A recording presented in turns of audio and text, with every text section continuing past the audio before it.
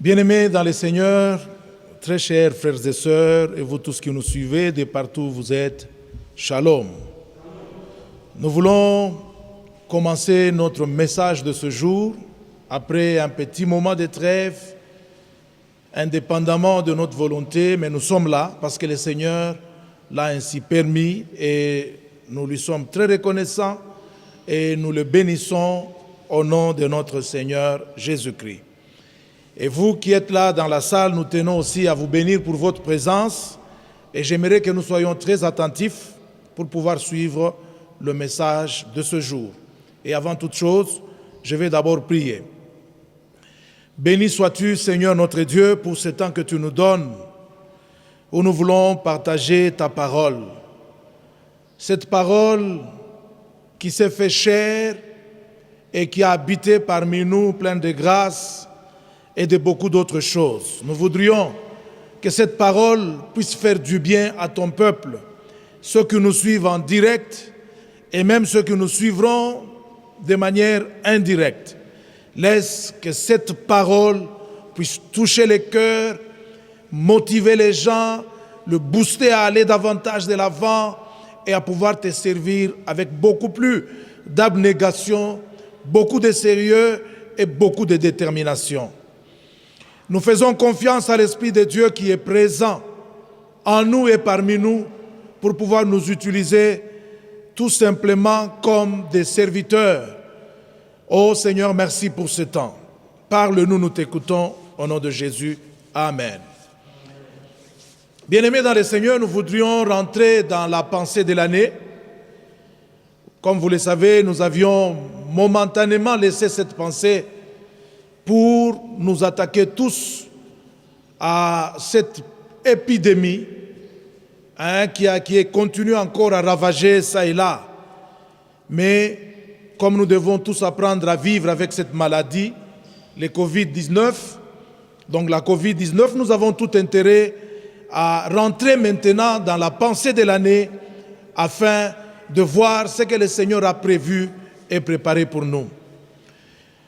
D'emblée, j'aimerais bénir le Seigneur parce que lorsqu'il nous a donné la pensée telle qu'elle est écrite là, nous ne savions pas ce qui allait arriver au cours de l'année. Mais quand nous examinons la pensée avec le mode de vie qui nous a été imposé, du moins qui est bon pour nous, nous comprenons que le Seigneur avait déjà commencé à nous préparer depuis le début de l'année et il fallait à tout prix et par tous les moyens que nous puissions élargir l'espace de notre tente. Alors c'est de ça que je vais devoir parler en ce jour. Élargir l'espace de ta tente. Et je voudrais prendre un cas pratique dans la Bible de personnes qui s'étaient décidées, engagées à pouvoir élargir l'espace de leur tente et nous allons voir qu'est-ce qui a été fait, qu'est-ce qu'ils ont fait pour que nous puissions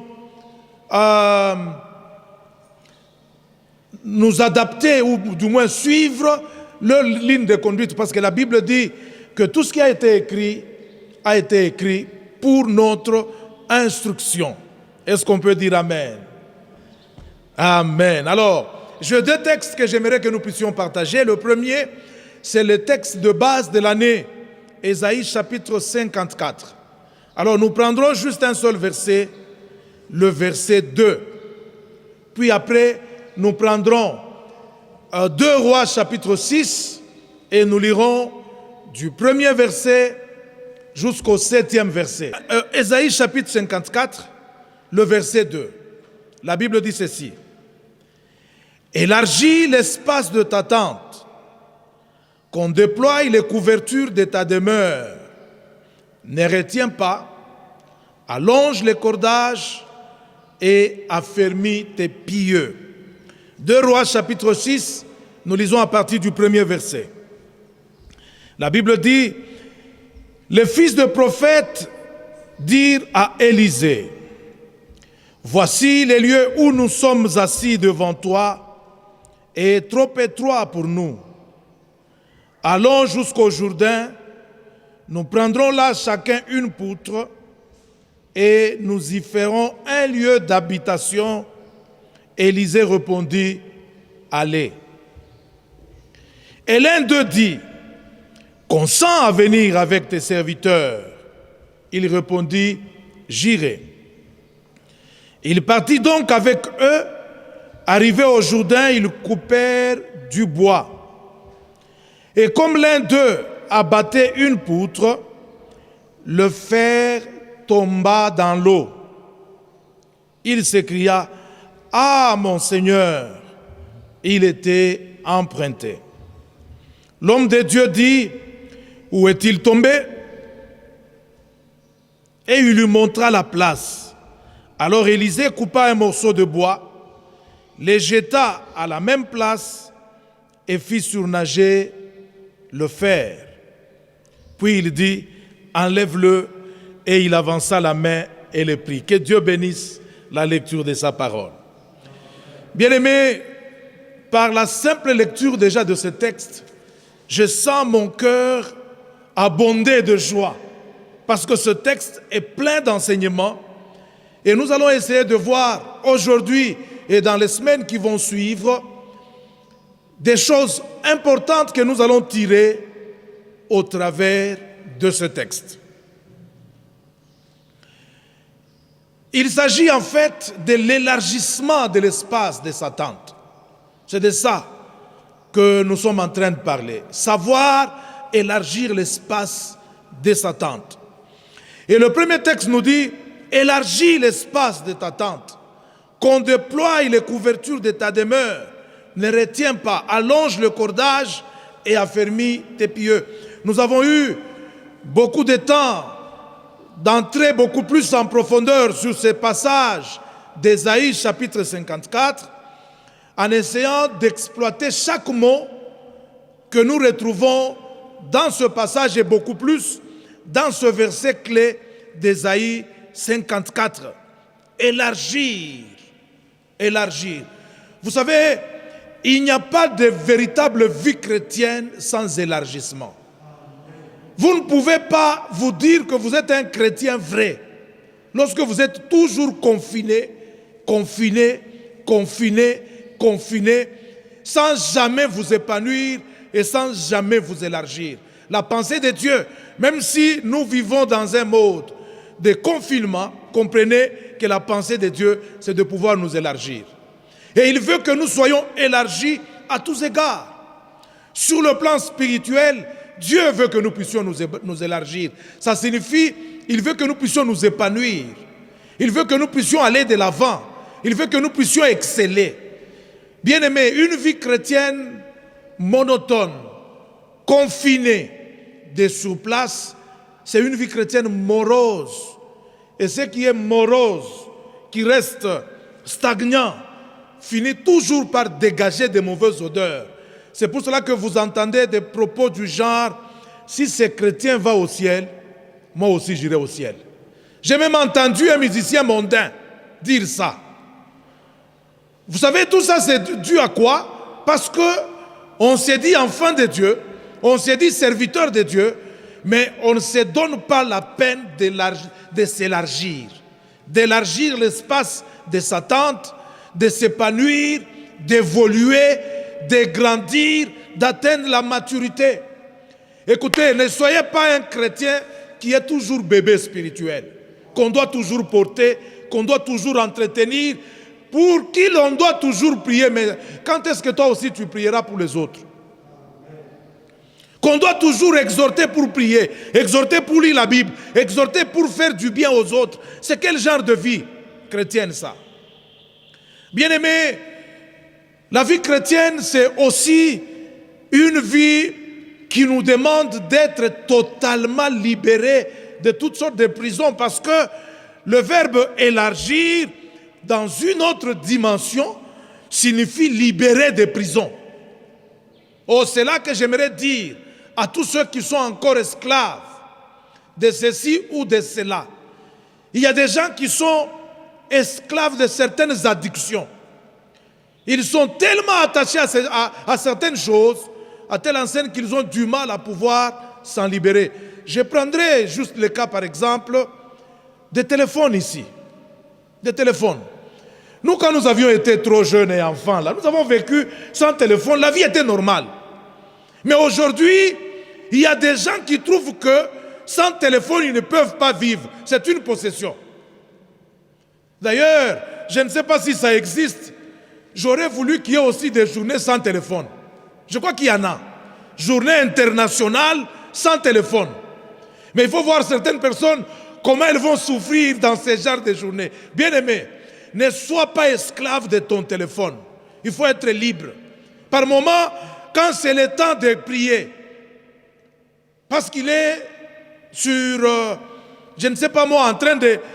Il a son téléphone à main en train de suivre, je ne sais pas moi, peut-être une vidéo ou quoi là, et il ne fait que reporter. Non, je vais prier dans 5 minutes, je vais prier dans 10 minutes, je vais prier, et finalement, il n'a même pas le temps de prier, et il dort comme ça, ou il laisse le temps passer comme ça. C'est une possession, et tu as besoin de t'élargir, tu as besoin de te libérer, tu as besoin de sortir de cette prison. Amen. Donc, bien-aimés dans le Seigneur, nous avons eu le temps de définir tout ce mot. Il faut qu'on déploie les couvertures de ta demeure. Vous savez, une tente, pour qu'elle présente bien et qu'elle puisse avoir assez d'espace, il faut que les couvertures soient déployées. Et la Bible continue en disant, ne retiens pas. Combien de personnes aujourd'hui se retiennent? Combien? Même quand l'Esprit leur dit, fais ceci, fais cela, parce que ce n'est pas organisé officiellement à l'église, il y en a qui se retiennent, qui ne savent plus le faire. Et vous savez, à force de trop se retenir, on ne sait plus donner le meilleur de soi-même. Et l'Esprit de Dieu, lorsqu'il se sent toujours retenu, toujours bloqué, toujours étouffé, il ne sait plus s'exprimer convenablement. Finalement, il risque de ne plus jamais agir au travers de votre modeste personne. S'il vous plaît, lorsque l'Esprit vous met à cœur de faire quelque chose, de poser un acte, de prêcher l'Évangile, de témoigner de Jésus-Christ, ne vous retenez pas, ne vous retenez pas. Et il faut savoir affermir les pieux pour que la tente soit solide et capable de pouvoir résister contre vents et marées. Et ça parle aussi de l'affermissement. Alors, j'aimerais vite entrer dans le texte de ce matin, qui va nous servir pendant plusieurs semaines. Comme je le disais, il y a beaucoup d'enseignements que j'aimerais que nous puissions tirer de ce texte. En le lisant, en l'examinant minutieusement, le premier verset nous dit ceci. Les fils des prophètes dirent à Élisée, voici les lieux où nous sommes assis devant toi, est trop étroit pour nous. La première chose que j'aimerais tirer ici, et sur laquelle nous allons devoir parler avec profondeur prochainement, il s'agit de la qualité des personnes qui étaient au-devant du prophète Élisée. Nous trouvons d'une part les fils des prophètes. J'en parlerai avec détail. Et puis de l'autre, nous trouvons Élisée le prophète, qui était en fait leur leader, leur coach, leur pasteur, leur mentor. Et c'était lui qui était en train de les guider, en train de les conduire, en train de les enseigner, de leur enseigner comment ils devaient non seulement se comporter en tant qu'enfants de Dieu, mais ils devaient aussi leur enseigner sur comment servir le Seigneur en tant que prophète, parce que c'était des fils de prophètes. Bien-aimés dans le Seigneur, nous voyons déjà ici, c'est une preuve tangible, que même dans l'Ancien Testament, il y avait des écoles. Parce qu'aujourd'hui, il y a des gens qui disent, non mais nous dépendons seulement de l'Esprit de Dieu. Les histoires là d'aller à l'école, d'être enseigné, non. Vos histoires là de théologie, vos histoires là des écoles bibliques, ça ne nous concerne pas. Comment est-ce que le fils des prophètes allait servir Dieu efficacement sans avoir été enseigné? Il fallait qu'ils restent tous au pied de cet homme qu'on appelle Élisée et dont le nom signifie tout simplement Dieu est salut, ou si pas ça, ça signifie également à qui Dieu est salut. Alors il fallait qu'il reste au pied de cet homme de Dieu pour apprendre.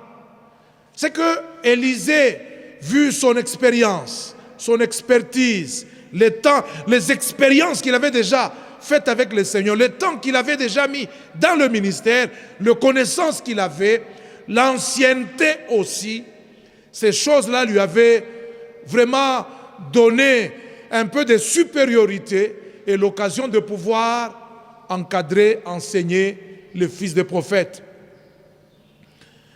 Avant de passer à la deuxième chose, parce qu'aujourd'hui je suis en train de parcourir dans les grandes lignes de ce texte, mais prochainement je vais commencer à entrer en détail. Avant de passer à la deuxième chose, écoutez ceci. Il y a des jeunes serviteurs aujourd'hui qui ne sont plus enseignables, qui ne veulent plus se laisser enseigner. Ils ont seulement besoin, d'ailleurs il y en a qui vont même plus loin, ils n'ont même pas besoin de la Bible, ils ont seulement besoin de la prière. Et tout le temps vous les verrez Mujangwa, vous les verrez dans le désert, vous les verrez à la montagne, vous les verrez enfermés. C'est bien beau tout ça. Mais il y a des choses que vous ne découvrirez jamais dans la prière. Ou à partir de la prière, il vous faut avoir la Bible, la parole de Dieu. Et c'est au travers de celle-ci que vous découvrirez ces choses. Et d'ailleurs, c'est la Bible qui nous révèle la volonté de Dieu. La Bible. Voilà pourquoi j'ai toujours interdit mes brebis de s'enfermer quelque part dans une prière sans Bible. Prenez le temps de prier comme vous voulez, dans une veillée de prière, allez à la montagne, je ne sais pas moi, dans le désert, mais ayez aussi la Bible. Priez et ayez aussi le temps de lire la Bible pour savoir qu'est-ce que Dieu dit, quelle est sa pensée, quelle est sa volonté. Mais il y en a qui font abstraction de tout ça. Ils n'ont besoin ni de la Bible, ils veulent seulement prier. Ils n'ont besoin ni de leaders qui veulent seulement prier. Et puis une autre chose, il y a des choses que vous n'apprendrez pas directement au travers des Écritures. Il faut qu'il y ait un coach. Il faut qu'il y ait un mentor. Il faut qu'il y ait un leader, un pasteur, un encadreur spirituel qui pourra vous dire non, ce genre de choses, on fait ceci, on fait cela. Nous le verrons dans la suite. Je passe directement à la deuxième chose. La deuxième chose, je la retrouve toujours au premier verset. C'est le constat que les fils des prophètes ont fait. La Bible dit,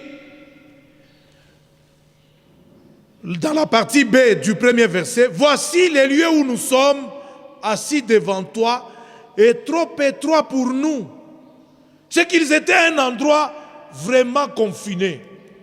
Confiné. Un endroit étroit, rétréci, amoindri. Ils étaient devenus tellement nombreux, à telle enseigne que l'endroit était devenu étroit. Et ils ont fait le constat, ils ont dit, non, l'endroit n'est pas propice, l'endroit est étroit. Et qu'est-ce qu'ils ont fait? Ils sont allés vers leur leader. Ils sont allés vers leur responsable pour lui faire remarquer la chose. Et ils lui ont dit, voici, comme pour dire, voir ici, le lieu où nous sommes assis devant toi est trop étroit pour nous. On dirait qu'Élisée, c'est comme s'il ne voyait pas. Lui, en tant que responsable, c'est comme s'il ne voyait pas. Mais j'aimerais vous dire, ce n'est pas qu'il ne voyait pas, Élisée voyait. Mais il voulait quelque part, s'il n'a pas voulu entreprendre quelque chose, il voulait un peu voir comment le fils des prophètes se comporte et comment il agirait. Souvent, c'est comme ça que beaucoup de leaders agissent. Beaucoup de leaders agissent comme ça. Même notre Seigneur Jésus, dans beaucoup de situations, il a agi comme Élisée. Il sait qu'il y a un problème, mais il fait comme s'il n'y a pas de problème. Il attend que le problème lui soit posé. Et même en ce qui concerne nos vies individuelles, j'aimerais te dire que ce n'est pas que Dieu ne connaît pas ta vie. Dieu connaît. Tu passes par des temps difficiles, des moments compliqués. Ce n'est pas que Dieu ne le sait pas. Dieu le sait très bien. Mais il fait comme s'il ne le sait pas. Il attend voir comment tu vas agir. Dieu nous a créés libres et il respecte notre liberté. Parce qu'il y en a, parce qu'ils se sentent libres, ils préfèrent vivre dans la souffrance. C'est leur problème. Il y en a qui, parce qu'ils sont libres, ils sont confinés dans une petite maison. Même la maison que vous occupez là, vous n'avez pas encore constaté qu'elle est déjà confinée et que vous êtes déjà confiné dans la maison. Mais il y en a qui, même quand ils sont confinés, ils trouvent que c'est normal. Ils restent là. Mais moi, j'aime les fils des prophètes.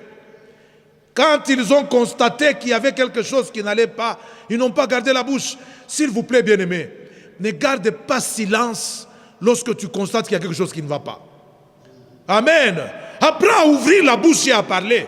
C'est ainsi qu'ils sont allés vers Élisée pour lui dire, les lieux où nous sommes assis devant toi est trop étroit.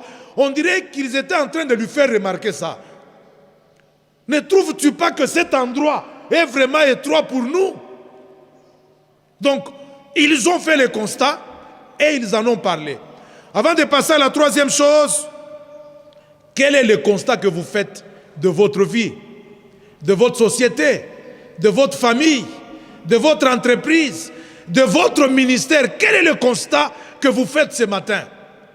Et même quand vous avez déjà fait le constat, qu'est-ce que vous en avez fait? Eux, ils ont non seulement fait le constat, mais la deuxième chose, ils sont allés vers le prophète Élisée, qui signifie Dieu et salut. En d'autres termes, on dirait qu'ils sont allés vers Dieu pour lui dire, l'endroit que nous occupons est étroit. Il est vraiment étroit. Je passe à la troisième chose. La troisième chose, je la retrouve au verset 2.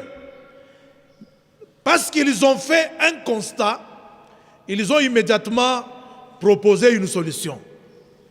Bien-aimés, faire le constat, c'est bien. Mais il faudrait être aussi à mesure de proposer des solutions.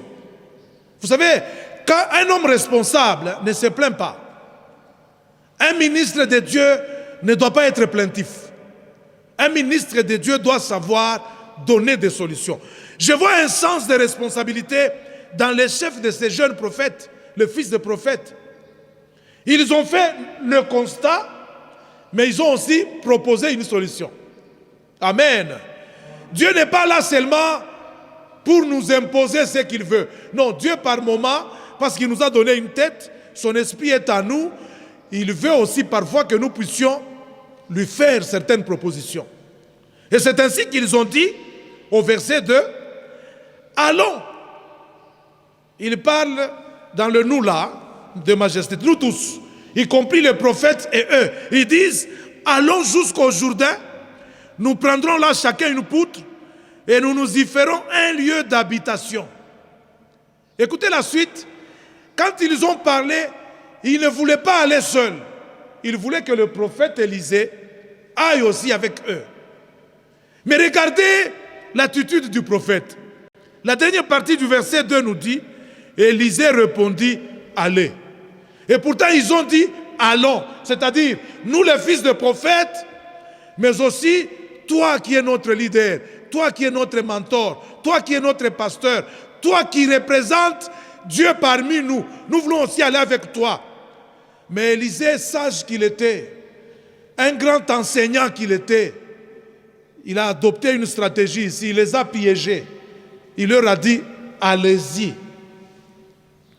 Avant que je ne rentre là, la troisième chose ici, c'est qu'ils ont fait une proposition. Et quelle est cette proposition? Ils ont dit, allons jusqu'au Jourdain pour élargir l'espace de notre tente. Amen.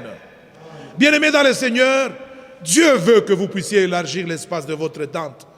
Que le confinement dans lequel vous vous retrouvez ne vous confine pas jusque dans votre esprit. Soyez confinés seulement parce que vous devez rester sur place en respectant les mesures barrières pour ne pas se laisser contaminer. Mais s'il vous plaît, que votre esprit ne soit pas confiné. Que votre homme intérieur ne soit pas confiné. Parce que s'il se confine aussi, ça sera fini pour vous. Ils ont dit, allons jusqu'au Jourdain. Pourquoi le Jourdain? Nous en parlerons. Ils n'ont pas choisi le Jourdain pour rien. Ce n'est pas n'importe quel endroit. Ça a été pour eux un endroit stratégique, un endroit de vie, un endroit où ils ont estimé, si nous allons ailleurs, nous allons échouer. Mais si c'est au Jourdain, qu'il pleuve, qu'il neige, qu'il vente, qu'il souffle, là, nous réussirons. C'est pour cela qu'ils ont émis le désir d'aller élargir l'espace de leur tente, pas n'importe où, mais au Jourdain. Ça, c'est la troisième chose. La quatrième chose, bien-aimés, mais là, c'est le test du prophète Élisée. Et l'enseignement qu'il voulait leur donner. En fait, le test, vous savez, pour que Dieu vous approuve, il doit vous éprouver. Pour que Dieu vous approuve, c'est-à-dire qu'il vous considère réellement comme son fils, qu'il ait confiance en vous, qu'il vous confie un ministère, la direction d'une assemblée, la direction d'une chorale, il doit vous éprouver. Après, bien sûr, un temps d'enseignement. Élisée était leur enseignant. Il leur avait déjà parlé sur bien des choses. Il leur a déjà montré l'importance de la présence de Dieu. Je crois que parmi les enseignements qu'il leur avait déjà donnés, entre autres, un jour, il leur a dit ceci. N'osez jamais d'aller quelque part sans Dieu. Si vous voulez aller dans une direction donnée, vérifiez si Dieu est avec vous. Alors si vous vous rendez compte qu'il n'est pas avec vous, n'allez jamais seul. Parce que Dieu n'entérine jamais ce qui n'a pas commencé. Il est alpha et oméga. Dieu n'est pas seulement oméga. Il est au départ alpha, c'est-à-dire le commencement, c'est-à-dire le début. Et quand Dieu n'a pas commencé quelque chose, il ne va pas l'entériner pour l'amener jusqu'à sa fin. J'entends quelqu'un dire, mais moi ce que j'ai fait ici, je l'ai commencé seul, que dois-je faire? Rentre auprès de Dieu. Rentre auprès de Dieu. Vous savez, nous avons trop de légèreté dans les choses de Dieu. Hein? Quelqu'un peut avoir commencé un ministère, une œuvre, puis après il invite Dieu. Que Dieu vienne. Dieu ne vient pas comme ça. Hein?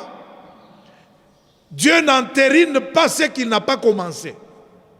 Si c'est ton cas, retourne auprès de Dieu. Et s'il te demande d'arrêter, arrête d'abord. Ne dis pas, mais si j'arrêtais, comment, n'est-ce pas que les gens vont se disperser? Est-ce que ce sont tes gens à toi? Si Dieu te demande d'arrêter, il sait pourquoi. Parce que Dieu n'entérine jamais ce qu'il n'a pas commencé. Il est alpha, il est oméga. Ce sont les enseignements que le prophète avait déjà donnés au fils de prophète. Maintenant, le moment propice arrive où il faut mettre cet enseignement en pratique.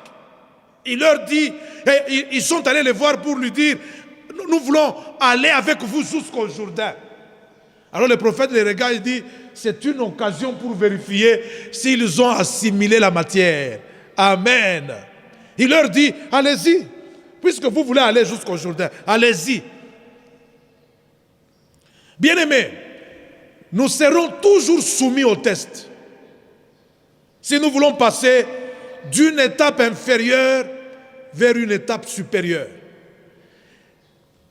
Il n'y a pas de véritable élargissement de l'espace sans test.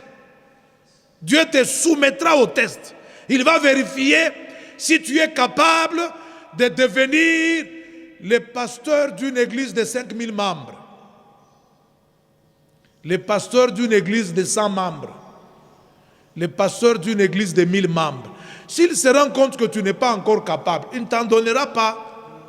Il attendra jusqu'à ce que tu auras atteint la maturité. Tu cherches le mariage, c'est bien. Dieu ne te donnera pas un homme si tu n'as jamais compris qu'il faut d'abord abandonner l'homme d'autrui là, le mari d'autrui là, avec qui tu te retrouves là où vous vous retrouvez là. Tant que tu n'as pas encore compris, ma fille, qu'il faut abandonner cet homme d'autrui, Dieu ne te donnera jamais ce qui est à toi. Donc, pour nous approuver, il y a toujours une épreuve à laquelle nous sommes soumis. Et nous verrons ça avec détail lorsque nous parlerons de la quatrième chose. La cinquième chose, avant que je ne parle des deux autres, est terminée. La cinquième chose, Je la retrouve au verset 4 et au verset 2. Qu'est-ce que le verset 2 nous dit? Allons jusqu'au Jourdain. Nous prendrons là chacun une poutre. Nous prendrons chacun une poutre. Et nous y ferons, nous ferons là un lieu d'habitation. Élisée répondit, allez-y. Verset 4, il partit avec eux. Parce qu'au verset 3, lorsqu'Élisée leur avait dit, allez-y, il y a un des fils de prophète qui s'est souvenu de l'enseignement que le prophète leur avait enseigné, leur avait donné, selon lequel, si vous avez besoin de la victoire, du succès, de la prospérité, de l'épanouissement, de l'élargissement, faites tout pour que Dieu soit avec vous. Or, Élisée, c'était, on dirait, le représentant de Dieu, dont le nom lui-même signifie Dieu est salut. À qui Dieu est salut. C'est-à-dire la présence de Dieu, plutôt d'Élisée, démontrer la présence de Dieu, démontrer le salut que Dieu leur avait préparé et qu'ils devaient recevoir. C'est ainsi que l'un des prophètes a dit, non, nous ne serons pas allés seuls, consent de venir avec nous. Ça signifie en d'autres termes, ne commencez jamais quelque chose sans Dieu. Il faut toujours implorer Dieu pour qu'il vous accompagne dans tout ce que vous faites. Alors, la quatrième chose, au verset 4, la Bible dit, Élisée partit donc avec eux. Arrivé au Jourdain, ils coupèrent du bois. Ici, c'est le travail. Le travail. Donc, la quatrième chose que nous parlerons au travers de ces enseignements, il s'agit du travail. Écoutez-moi très bien. Il n'y a pas d'épanouissement sans travail. Il n'y a pas de prospérité sans travail. Il n'y a pas d'élargissement de l'espace sans travail. Il y a des gens qui sont tellement paresseux, à telle enseigne qu'ils pensent que les choses se feront du tic au tac. Non. Les choses ne se feront jamais du tic au tac.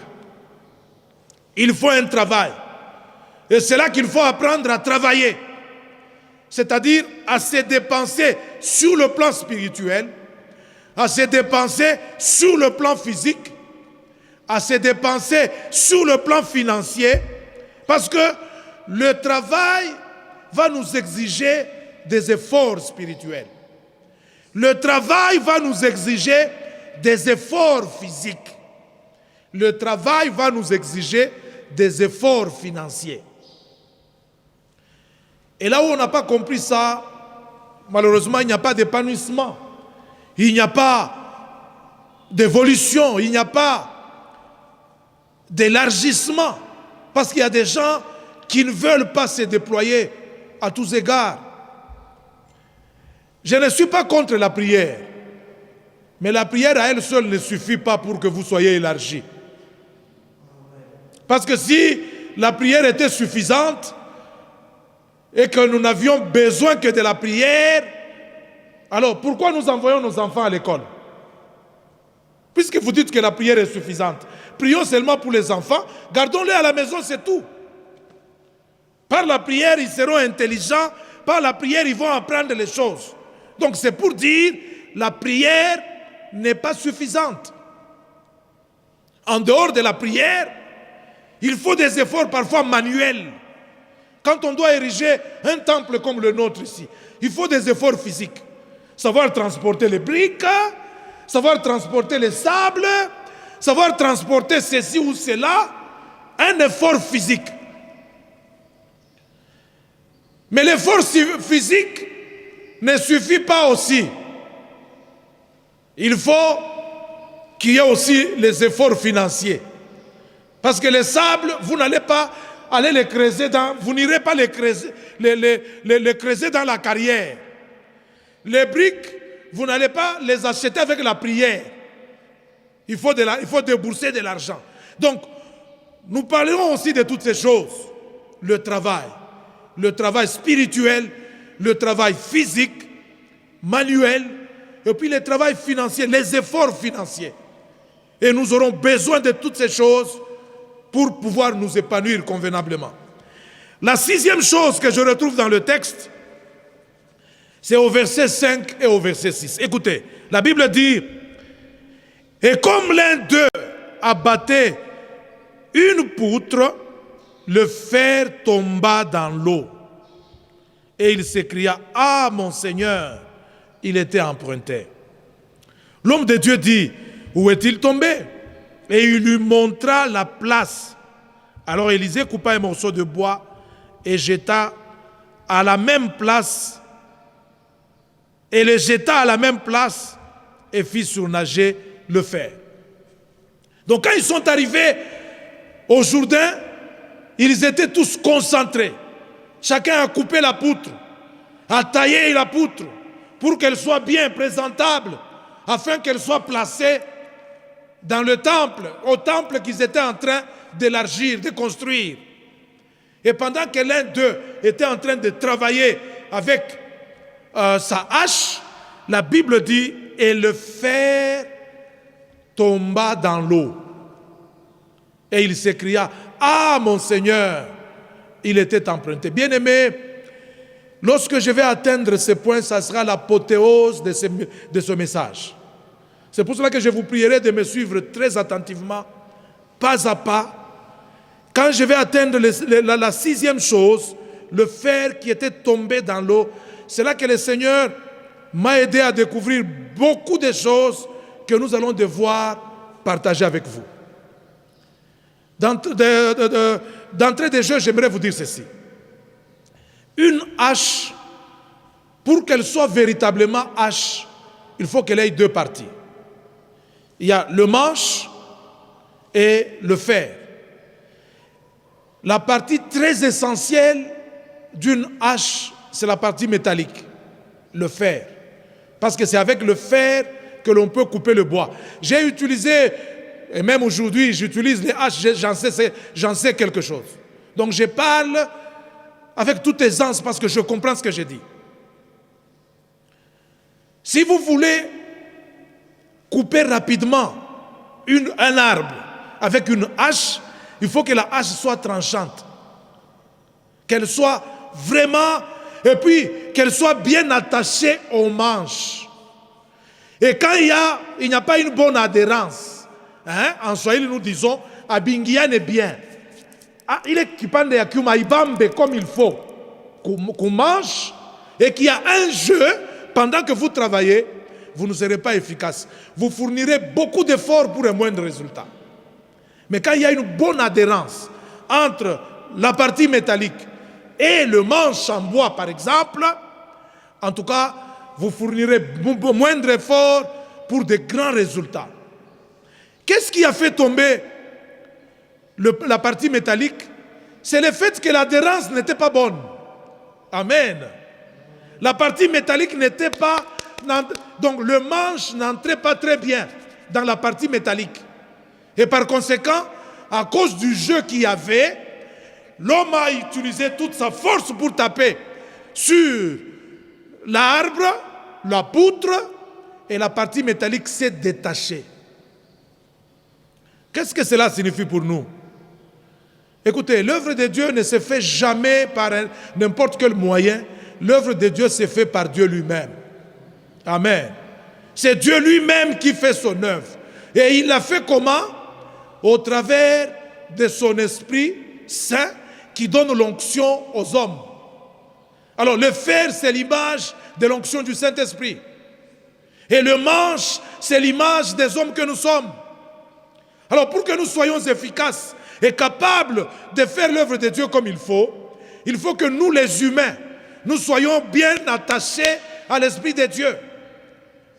Pour qu'ensemble, nous soyons capables de réaliser de grandes choses. Bien-aimés dans le Seigneur, sans cette adhérence-là, c'est-à-dire un attachement entre l'Esprit de Dieu et l'homme, il n'y a pas d'efficacité et les choses risqueraient de ne pas bien marcher. Il faut éviter qu'il y ait du jeu, une mauvaise adhérence, une mauvaise connexion entre la personne est l'Esprit de Dieu. La personne est l'Esprit de Dieu. Et d'ailleurs, pendant que je parle, il y a des gens dont le fer est déjà tombé. Le fer est déjà tombé. C'est-à-dire, il y en a qui ont déjà perdu l'onction. Et quand l'onction est perdue, le fer est déjà tombé, vous n'avez que le manche, imaginez la suite. Comment vous allez couper les arbres? Avec un manche sans fer. Ça devient impossible. C'est ainsi qu'il y en a qui font l'œuvre de Dieu sans aucun résultat. Parce que l'onction qui est appelée à pouvoir toucher les cœurs, amener les âmes à la conversion, apporter le salut, guérir, convaincre du péché et accomplir tout un tas de choses, l'onction est déjà partie, l'onction est déjà tombée. Nous allons y revenir et j'en parlerai encore avec force et détail. La dernière chose, lorsque le manteau, plutôt le fer est tombé, regardez l'attitude de ses serviteurs. J'aime ça. Il n'est pas resté calme pour dire, bon, je l'ai perdu, je l'ai perdu. Non, il s'est écrié en disant, ah mon Seigneur, il était emprunté. Cet homme était sûr et certain que le fer ne lui appartenait pas. La hache n'était pas à lui. Ça signifie quoi?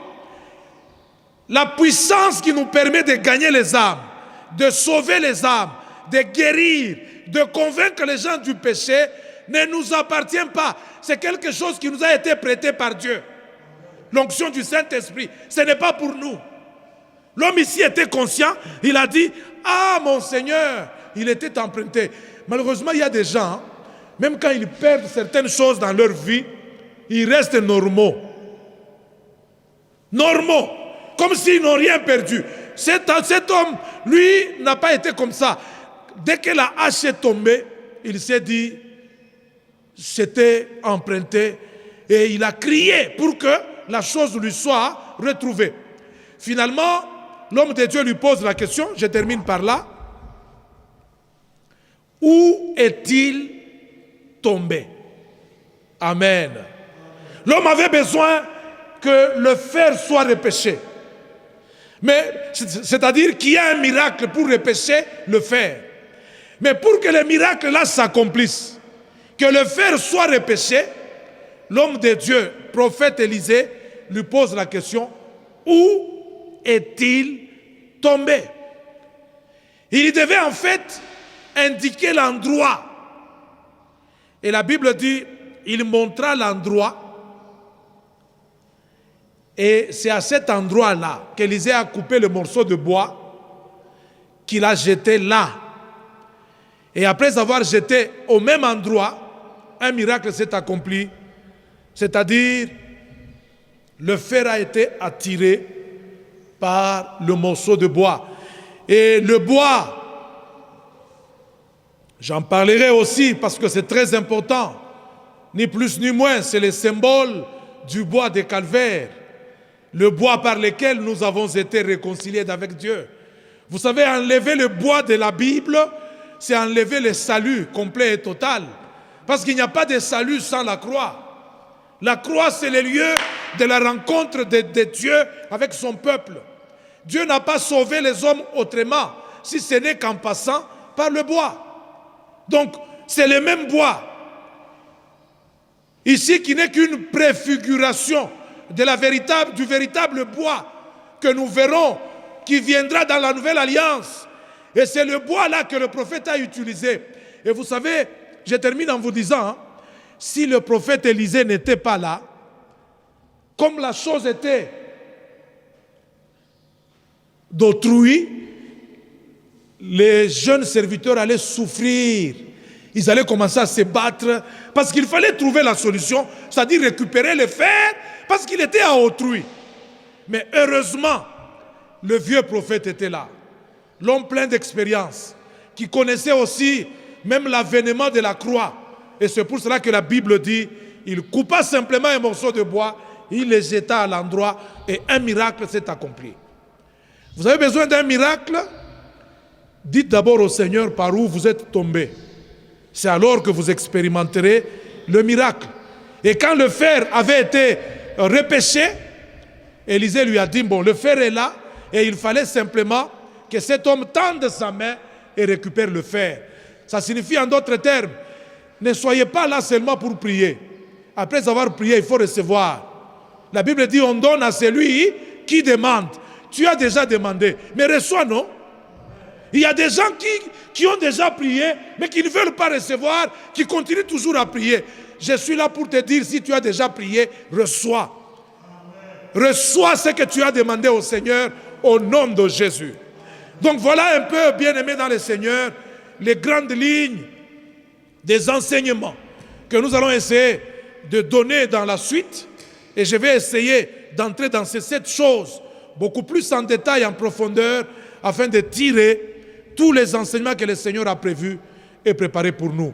Je m'arrête par là. Nous allons continuer la fois prochaine, mais nous allons baisser nos têtes en prière avant de nous séparer et de faire les offrandes. Seigneur notre Dieu, nous te sommes très reconnaissants et nous te disons merci.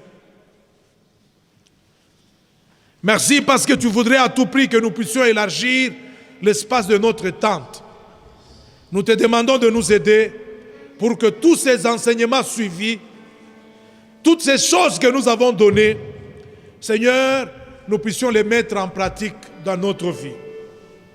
Aide-nous à être semblables au fils des prophètes. Le fils des prophètes. Les disciples du prophète Élisée. Aide-nous, Seigneur, parce qu'ils ont été dociles, soumis, observateurs, et ils savaient bien mettre en pratique leurs enseignements. Nous te demandons de nous bénir et de bénir les uns et les autres, au nom de Jésus. Je voudrais également prier pendant ce temps, Seigneur, pour les offrandes que nous allons faire. Et même ceux qui pourront, Père éternel, envoyer leurs offrandes. Nous prions pour que tu touches les hommes et les femmes à comprendre que l'Église doit continuer à fonctionner et que chacun doit devoir donner ses offrandes. Laisse que ta grâce et ta bénédiction puissent nous accompagner au nom de Jésus. Amen. Est-ce qu'on peut acclamer le Seigneur?